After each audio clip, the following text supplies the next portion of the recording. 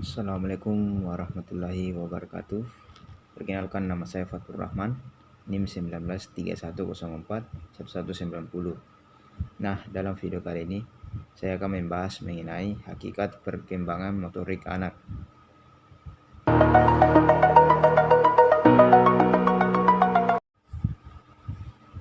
Perkembangan motorik anak taman kanak-kanak.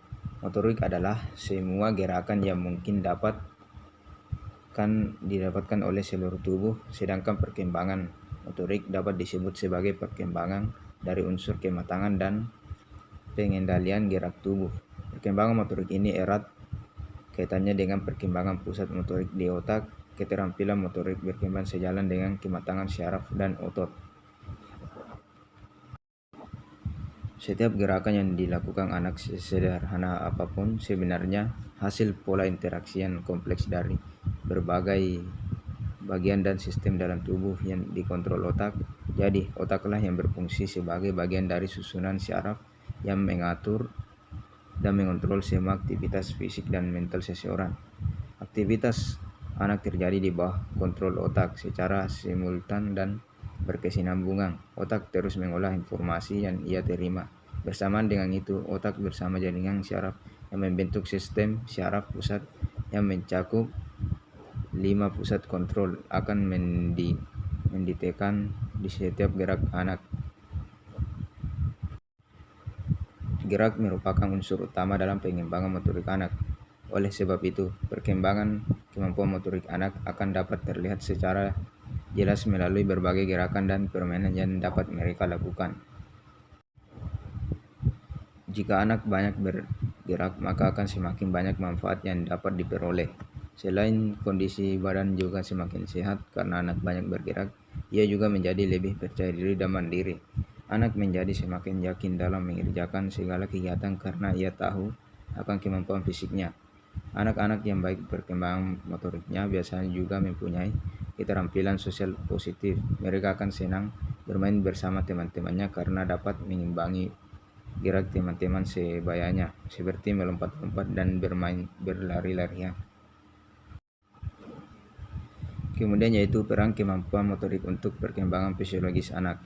Dari segi fisiologis, pentingnya anak bergerak atau berolahraga akan menjaga anak agar tak mencapai masalah dengan jantungnya. Karena sering dan rutinnya anak bergerak dengan cara berolahraga, maka kegiatan tersebut juga menstimulasi semua proses fisiologis anak seperti peningkatan sirkulasi darah dari pernapasannya. Kegiatan berolahraga atau bergerak akan membuat tulang dan otot anak bertambah kuat, dan banyaknya aktivitas bergerak juga akan mengontrol berat badan anak. Yang gemuk atau badannya berlebih akan bergerak lebih sedikit dibandingkan anak yang berat badannya normal. Kurang aktifnya seseorang dalam bergerak akan membuat tulangnya menjadi rapuh dan sering terkena penyakit. Bertambah kuatnya tulang membuat kekuatan anak bertambah. Ada penelitian yang menemukan bahwa anak yang menunjukkan tingkat kekuatan yang tinggi adalah anak yang mempunyai kemampuan motorik yang baik pula. Lebih jauh meningkatnya kemampuan motorik kasar anak akan meningkatkan pula kemampuan motorik halusnya. Untuk meningkatkan kemampuan motorik anak dengan baik, guru perlu memberi tempat agar anak dapat melakukan motorik kasarnya, seperti berlari, dan membiarkan anak melakukan gerak motorik halusnya tanpa merasa takut atau malu. Sedari kecil anak perlu dikenalkan dengan berbagai jenis kegiatan bersifat fisik yang membutuhkan gerakan. Jika ia memulai kegiatan setelah ia lebih tua, ia akan mengalami banyak hambatan. Jika anak sedari kecil telah dibiasakan untuk menggambar atau membuat suatu karya seni sendiri, maka kemungkinan ia semakin tertarik dengan bidang tersebut lebih besar daripada yang tidak pernah mengenalnya. Kemudian yang itu peran kemampuan motorik untuk perkembangan sosial dan emosional anak. Seorang anak yang mempunyai kemampuan motorik yang baik akan mempunyai rasa percaya diri yang besar. Lingkungan teman-temannya yang pun akan menerima anak yang memiliki kemampuan motorik atau gerak lebih baik. Sedangkan anak yang tak memiliki kemampuan gerak tertentu akan kurang diterima temannya. Penerimaan teman-teman dan lingkungannya akan menyebabkan anak mempunyai rasa percaya diri yang baik. Contohnya, seorang anak yang sedari kecil sudah belajar berlari atau menggambar. Kemudian ia menyenanginya dan mempunyai kemampuan lari atau menggambar yang lebih baik daripada teman-temannya yang lain. Ia akan diterima dengan baik oleh teman-teman sebayanya. Ia akan mempunyai banyak teman dan kegiatannya pun akan semakin banyak karena ia akan diajak mengikuti berbagai kegiatan yang lainnya. Kemudian yaitu peran kemampuan motorik untuk kognitif anak. Meningkatnya kemampuan fisik anak saat mereka di usia TK membuat aktivitas fisik atau motorik mereka juga semakin banyak. Tak heran jika anak-anak TK gemar sekali bermain tanpa mengenal lelah. Segala kegiatan anak selalu dilakukan dengan bermain. Bermain akan meningkatkan aktivitas fisik anak.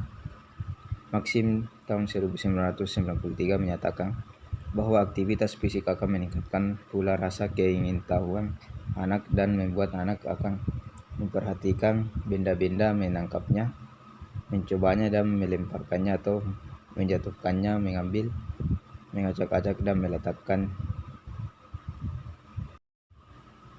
Adanya kemampuan atau keterampilan motorik anak juga akan menumbuhkan kreativitas dan imajinasi anak yang merupakan bagian dari perkembangan mental anak. Dengan demikian, sering pula para ahli menekankan bahwa kegiatan fisik dan juga keterampilan fisik anak akan dapat meningkatkan kemampuan intelektual anak. Gerakan yang mereka lakukan saat bermain bermanfaat untuk membuat fungsi belahan otak kanan dan otak kiri anak seimbang. Belahan otak kiri akan mengatur cara berpikir logis dan rasional, menganalisis bicara, serta berorientasi pada waktu dan hal-hal terperinci. Sedangkan belahan otak kanan mengatur hal-hal yang intuitif, bermusik, menari, dan kreativitas. Berbagai permainan yang dilakukan anak akan membuat otak kiri dan otak kanan anak berfungsi dengan baik. Di dalam tubuh yang sehat terdapat jiwa yang kuat. Kesehatan fisik seseorang anak akan mempengaruhi pula kesehatan jiwanya, sehingga anak akan menjadi anak yang riang, positif, dan senang melakukan berbagai aktivitas lainnya.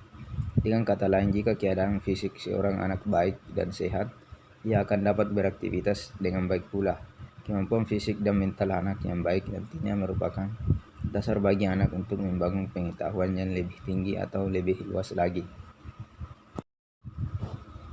Kemampuan motorik kasar dan halus anak taman kanak-kanak. Perkembangan motorik adalah proses seorang anak belajar untuk terampil menggerakkan anggota tubuh. Untuk itu, anak belajar dan guru tentang beberapa pula gerakan yang dapat mereka lakukan yang dapat melatih ketangkasan, kecepatan, kekuatan, kelenturan, serta ketepatan koordinasi tangan dan mata. Sheffield dalam menulis 1999 menggolongkan 3 keterampilan motorik anak, yaitu pertama yaitu keterampilan lokomotorik, berjalan, berlari, meloncat, dan meluncur. Yang kedua yaitu keterampilan non-lokomotorik, menggerakkan bagian tubuh dengan anak diam di tempat, mengangkat, mendorong, melengkung, berayun, dan menarik. Yang ketiga yaitu keterampilan memproyeksi dan menerima atau menangkap benda, menangkap, melempar.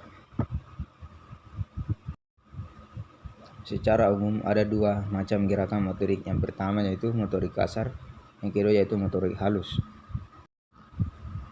Gerakan motorik kasar anak usia TK. Gerakan motorik kasar terbentuk saat anak mulai memiliki koordinasi dan keseimbangan, hampir seperti orang dewasa. Gerakan motorik kasar adalah kemampuan yang membutuhkan koordinasi sebagian besar bagian tubuh anak. Oleh karena itu, biasanya memerlukan tenaga karena dilakukan oleh otot-otot yang lebih besar. Pengembangan gerakan motorik kasar juga memerlukan koordinasi kelompok otot-otot anak yang tertentu yang dapat membuat mereka dapat meloncat, memanjat, berlari, menaiki sepeda roda 3, serta berdiri dengan satu kaki.